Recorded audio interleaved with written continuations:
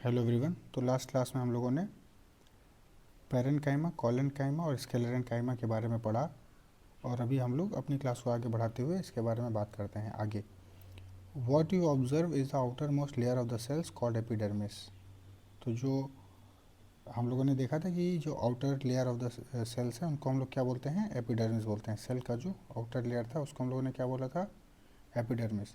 The epidermis is usually made up of a single layer of sales.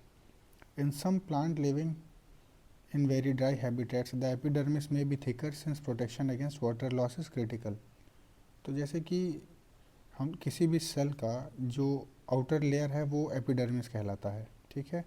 अब जैसे for example हम लेके चलते हैं एक लीफ को, तो एक लीफ है समझिए, और ये लीफ जो है अगर डेजर्ट एरिया में है तो इसके ऊपर एक थिक एक लेयर सी होती है, ऊपर थोड़ी थिक लेयर सी आपको पता चलेगी, दिखाई देगी, थोड़ी मोटी सी लीफ होती है। आपने अब महसूस किया होगा कभी कोई लीफ को देखा होगा ढंग से। तो क्या होता है, in a very dry habitats the epidermis may be thicker since protection against water loss is critical. तो वो जो लीफ होती है और वो जो लीफ के ऊपर जो थिक लेयर सी होती है, थिक लेयर जो जमा होता है, उसको हम लोग बोलते हैं क्यूटिकल। क्या बोलते हैं, क्यूटिकल। और ये क्यूटिकल करता क्या है कि ये जो थिकनेस है ये वाटर लॉस को प्रिवेंट करता है, water loss from the leaves, इसको प्रिवेंट करता है। और हम लोगों ने ये भी देखा होगा कि जो डेजर्ट एरियाज़ में जो प्लांट्स होते हैं वो अपने आप को एक थॉर्नी स्ट्रक्चर में कन्वर्ट कर लेते हैं, मतलब उनमें लीफ जो होता है वो कांटों की तरह कांटे बन जाते हैं। तो क्योंकि वो जो लीफ है वो अपना सरफेस एरिया एकदम कम करके एक कांटा बन जाता है, जिनसे कि क्या होता है कि जो वाटर लॉस है वो मिनिमम हो जाता है या रिड्यूस्ड हो जाता है, अप टू बहुत अच्छे एक्सटेंट तक के लिए मिनिमम हो जाता है, ठीक। तो ये मॉडिफिकेशन हो जाती है लीव्स में डेजर्ट एरियाज़ में।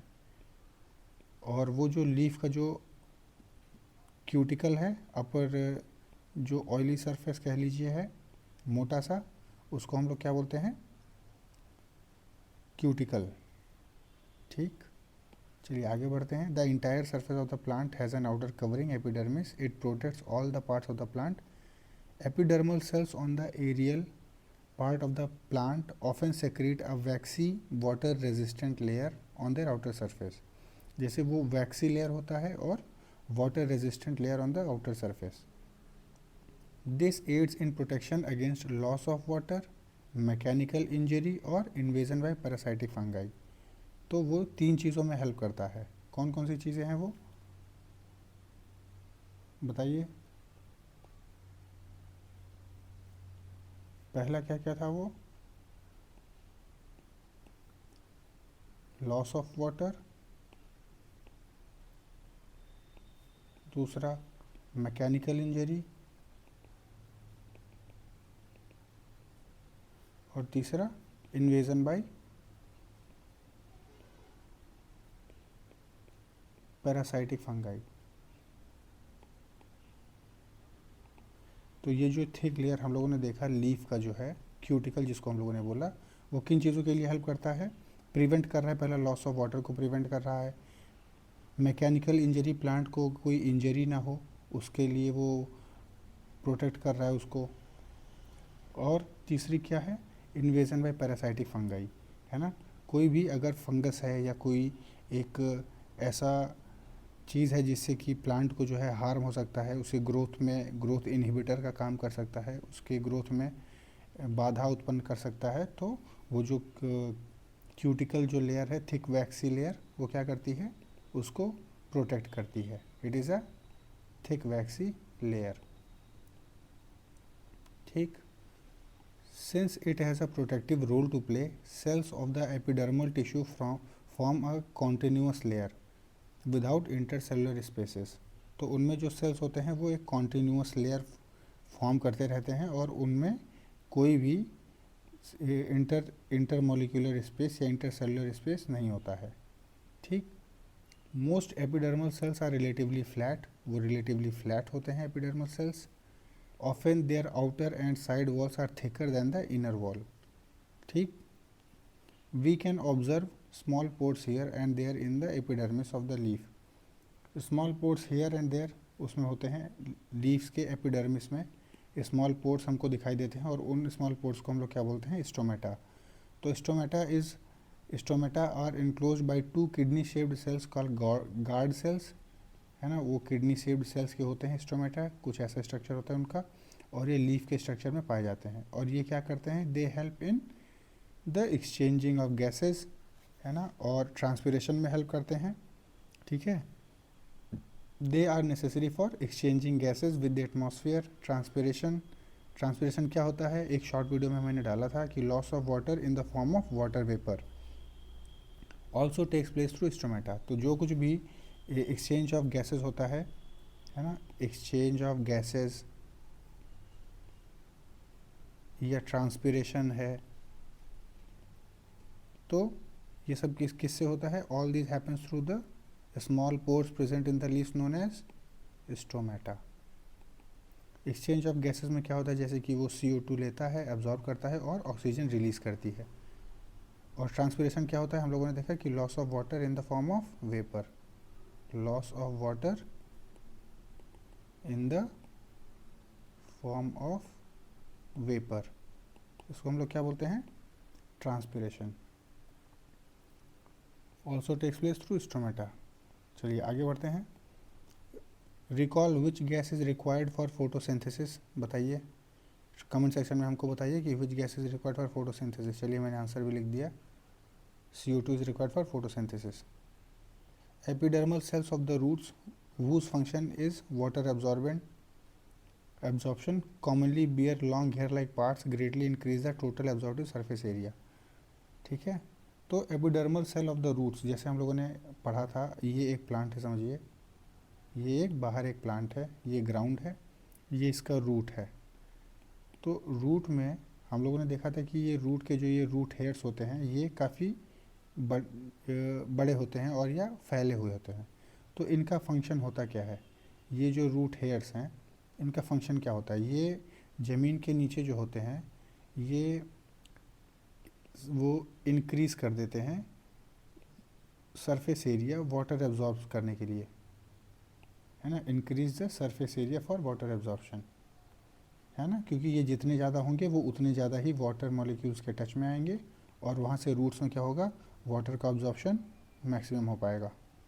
ठीक, ये एक इम्पॉर्टेंट फीचर्स होता है रूट हेयर्स का। लेकिन अभी एक चीज़ और भी इम्पॉर्टेंट बात है कि जैसे हम लोग इन्हीं रूट्स को ट्रांसप्लांट करने के बारे में सोचते हैं कभी कभी कि इनको ट्रांसप्लांट कर दिया जाए, तो कभी कभी क्या होता है कि ये पौधे जो होते हैं वो ट्रांसप्लांट नहीं हो पाते हैं, वो सूख जाते हैं। तो उनका रीज़न भी यही होता है कि ये जो रूट हेयर्स हैं ये टूट जाते हैं इसी में, और सिर्फ एक मेन रूट ही हम लोग को मिल पाता है। तो जब रूट हेयर सारे मैक्सिमम जो है टूट जाते हैं ग्राउंड में ही, तो जो ये मेन रूट है ये उतना वाटर एब्जॉर्ब कर नहीं पाता है कि जितने अमाउंट में इस प्लांट को ग्रो करने के लिए रिक्वायर्ड हो। तो इसी वजह से जो ट्रांसप्लांटेड प्लांट हैं वो ग्रो नहीं कर पाते हैं। ठीक है, क्योंकि उनमें most of the root hairs are lost, most of the root hairs are loss.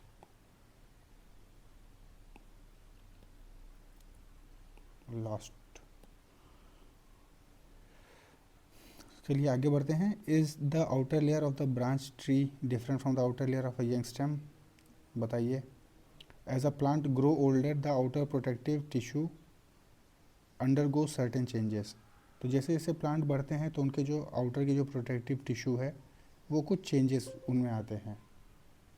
A strip of secondary meristem located in the cortex form layers of the layers which constitute the cork.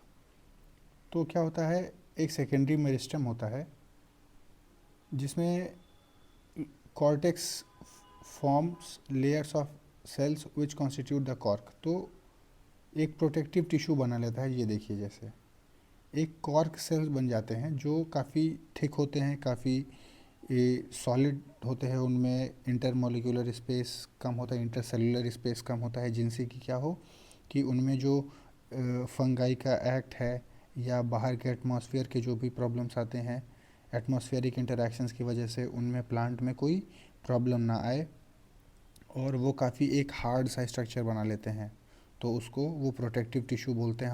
हम लोग उनको protective tissue कहते हैं। और क्या होते हैं वो दरअसल वो सुबेरिन से मिलके भी बने होते हैं। ये भी बात इंपॉर्टेंट है कि cells of cork are dead and compactly arranged without intercellular spaces. They also have a substance called suberin in their walls that makes them impervious to gases and water. तो वो जो हार्ड सेल्स होते हैं it is made up of suberin, और वो क्या करते हैं, ये प्रोटेक्टिव टिश्यू होता है। It protects the plant from जो है impervious to gases and water, है ना। तो जैसे भी गैस है और वो वाटर है तो वो डायरेक्टली प्लांट में इंटर ना कर जाएं, तो उनके लिए प्रोटेक्टिव टिश्यू होता है। एक लेयर सी बन जाती है, समझिए एक प्लांट है तो एक प्रोटेक्टिव लेयर होना ज़रूरी है, नहीं तो फिर ये गैसेस, एयर, एटमॉस्फेरिक गैसेस हैं और जो वाटर्स है वो उन पे क्या करेंगे, अफेक्ट करेंगे। और उनसे बचने के लिए प्लांट के पास क्या होता है, एक ये प्रोटेक्टिव लेयर होता है। और ये किन से बना होता है, ये सुबेरिन से बना होता है। ये इंपॉर्टेंट है, ये क्वेश्चन पूछा जा सकता है। In their walls that makes them impervious to gases and water. ठीक, देखिए जब एपिडर्मिस जब रप्चर हो जाती है, जब टूट जाती है, तो वो उनमें क्या होता है, जो वॉल है वो ब्रेक हो जाती है और वो प्लांट में डिस्टरबेंस क्रिएट करते हैं। आइए हम लोग बात करते हैं कॉम्प्लेक्स परमानेंट टिश्यू के बारे में। तो हम लोगों ने सिंपल परमानेंट टिश्यू देखा, अभी कॉम्प्लेक्स के बारे में बात करते हैं। The different types of tissues we have discussed until now are made up of one type of cells which look like each other. Such tissues are called simple permanent tissue. Yet another type of permanent tissue is complex tissue. अब हम लोग complex tissue के बारे में बात करते हैं। Complex tissues are made of more than one type of cells, है ना। वो एक से ज़्यादा तरह के सेल्स के बने होते हैं। All these cells coordinate to perform a common function, है ना। और वो कॉमन फंक्शन परफॉर्म करते हैं, जैसे कि जाइलम एक टिश्यू है और फ्लोएम एक टिश्यू है। It is a complex tissue. तो they are both conducting tissues and constitute a vascular bundle. ये हम लोगों ने पहली क्लास में देखा था कि ये जो जाइलम है और एक फ्लोएम होता है। जाइलम फ्लोएम क्या होता है, ये कॉम्प्लेक्स टिश्यू होते हैं और इनको हम लोग क्या बोलते हैं, दोनों कंबाइंड फॉर्म में इनको हम लोग क्या बोलते हैं, vascular bundles. Xylem is responsible for water transport and phloem is responsible for transport of food materials. ये आप लोग चाहें तो इसको ऐसे लिख सकते हैं अपने कॉपी में, अपने नोट्स में। Xylem and phloem are example of such complex tissue. They are both conductive tissues and constitute a vascular bundle. Vascular tissue is a distinctive feature of the complex plants, one that has made possible their survival in the terrestrial environment. ठीक है, तो क्या होते हैं कि ये ज़मीन में रहने के लिए ये कॉम्प्लेक्स टिश्यूज़ का होना ज़रूरी है, क्योंकि जो जाइलम टिश्यू है वो roots, by the root system वो वाटर एब्जॉर्ब करता है और वो aerial part of the plants में वो ट्रांसपोर्ट करता है। वेयर एज जो फ्लोएम टिश्यू है वो जब फोटोसिंथेसिस परफॉर्म होती है लीव्स में तो फूड मटेरियल बनता है और वो फूड को ट्रांसपोर्ट करने के लिए हमको फ्लोएम टिश्यू की ज़रूरत होती है। तो फ्लोएम जो टिश्यू है वो फूड मटेरियल को various parts of the plant body को वो ट्रांसपोर्ट करने के लिए हमको ज़रूरत होती है उनकी, और वो मदद करते हैं। Can you see different types of cells in the vascular bundle. अच्छा, xylem consist of tracheids, vessels, xylem parenchyma and xylem fibres. तो ये एक इम्पॉर्टेंट है, ये मैंने पहले भी बताया था फिर भी लिखे दे रहे हैं। तो जाइलम क्या कंटेन करता है, एक होता है जाइलम, देखिए क्या कह रहा है, tracheids, vessels, xylem parenchyma and xylem fibre. Tracheids, vessels, xylem parenchyma and xylem fibres. Same अभी फ्लोएम में आएंगे। फ्लोएम में क्या बात होती है, देखिए फ्लोएम क्या कहता है, tracheids vessels have thick walls. अब देखिए जाइलम के बारे में पहले देख लेते हैं, फिर फ्लोएम के बारे में देखेंगे। Xylem consist of tracheids, vessels, xylem parenchyma and xylem fibres. Tracheids and vessels have thick walls and many are dead cells when mature. ठीक है, तो जब वो ट्रैकियाइड्स और जो वेसल्स होते हैं, ट्रैकियाइड्स और वेसल्स ये थिक वॉल्स होते हैं इनमें, और many are dead cells when mature. Tracheids and vessels are tubular structures, this allows them to transport water and minerals vertically. तो जैसे कि ट्रैकियाइड्स क्या होते हैं, these are tracheids and vessels, आप ऐसे समझिए। तो ये 1 2 3 ये सारे क्या हैं, ट्रैकियाइड्स और वेसल्स हैं। और ये ट्यूब लाइक स्ट्रक्चर होते हैं जो कि ये क्या करते हैं, they help in transport of water, they help in transport of water and minerals. ठीक, this allows them to transport water and minerals vertically. Vertically मतलब आप समझ गए होंगे, प्लांट के various parts of the plants. The parenchyma stores food, xylem fibres are mainly supportive in function. तो parenchyma क्या करता है, एक फूड स्टोरेज करता है, और xylem fibres are mainly supportive in function. Xylem fibre क्या करते हैं, वो एक सपोर्ट प्रोवाइड करते हैं कि जिनसे वाटर ट्रांसपोर्ट हो सके और जो पेरेन्काइमा है वो फूड को स्टोर कर सके। अब हम लोग फ्लोएम की बात करते हैं। Phloem is made up of 5 types of cells, है ना, sieve cells, sieve tubes, companion cells, phloem fibres and phloem parenchyma. ठीक है, तो सीव सेल्स 1 2 3 4 और 5, sieve cells, sieve tubes, companion cells, और क्या है, phloem fibres and phloem parenchyma. Phloem fibres and phloem parenchyma. तो ये सारे क्या होते हैं, sieve tubes are tubular cells with perforated walls. Phloem transports food from leaves to other parts of the plant. तो फ्लोएम क्या करता है, it transports food from leaves to other part of the plants except phloem fibres and other phloem sales are living cells. तो सिर्फ phloem fibre को छोड़ के बाकी सारे क्या होते हैं, लिविंग सेल्स होते हैं। तो ये भी इंपॉर्टेंट क्वेश्चन हो सकता है कि फ्लोएम में ये जो फ्लोएम फाइबर्स होता है ये लिविंग सेल्स है या डेड सेल्स है। तो आप क्या बताएंगे कि phloem fibre is a dead cell whereas other cells are living cells. अब ये देखिए, जैसे ट्रैकियाइड हो गया, ये वेसल हो गया, आप देखिए ये ट्यूबुलर स्ट्रक्चर है, इनमें ट्यूब लाइक स्ट्रक्चर है, और ये क्या करते हैं, they help in transport of water and minerals.